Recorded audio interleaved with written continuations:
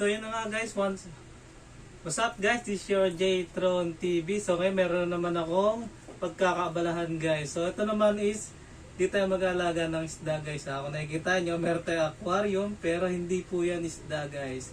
So meron din tayong parang kusot guys. So ito is Coco Pit. Then ito, meron tayong DIY na kulungan guys. So hideout ng ating tarantula guys. Ito naman ang ating pangkuha ng ating super worm kung sakaling magpapakain tayo. So ito yung ating gagamitin para hindi tayo makagat ng tarantula guys. So mag-aalaga po kasi ako ng tarantula guys. Kung di nyo na itatanong, so meron din tayong water dish. So, yung inuman niya, so syempre DIY lang, ayun lang meron tayo. Hindi natin kailangan gumastos guys. So yun nga guys, so paano magsimula ng paggawa ng bahay ng gagamba guys or tarantula. So syempre dapat meron tayong aquarium or kung ano mang gusto nyo or yung ibang tinatawag na yan.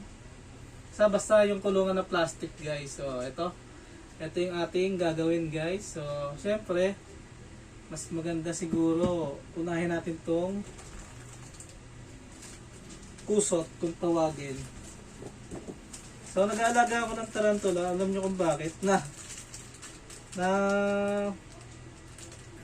napag-isipan ko lang dahil meron akong tropa nag-aalaga ng tarantula. Kasi ang tarantula daw is hindi siya hassle alagaan guys. So lagi siyang nakatago. Then yung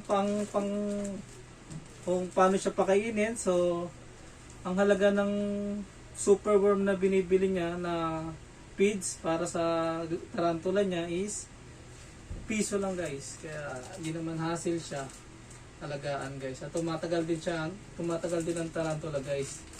Maabot siya ng 5 taon guys. So napakatindi rin. Kaya sulit siya alagaan.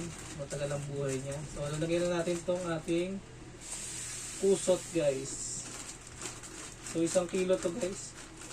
Medyo naparami nga ata ang bili ko. Medyo marami nga to. Dapat ko lang, di ko na dinamihan. Okay lang yan. So yan, sabi na natin itong sobra. Yan, already goods na yan.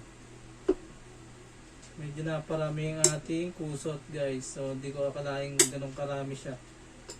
Akala ko 1 kilo, 1 kilong bigas ang kasing laki niya. Hindi pala, masyado palang marami. So yan guys, so ilalapat lang din natin yan. Then ito na yung ating kawayan guys. So ito lang, pinutol ko lang to. So ito yung magiging kulungan niya or hideout niya kung sakasakali siyang magtatago. So kadalasan naman kasi nagtatago talaga yung tarantula guys. So ang pinakamaganda natin gawin is lagyan natin siya ng way guys. So para medyo tago siya guys.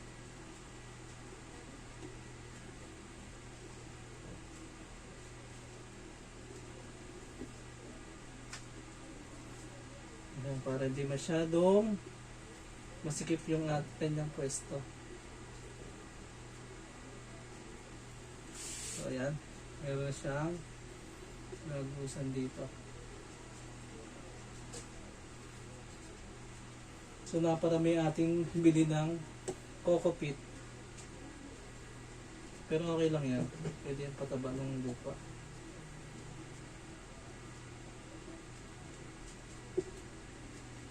Kaya na magmimistulan niya ang lagusan guys.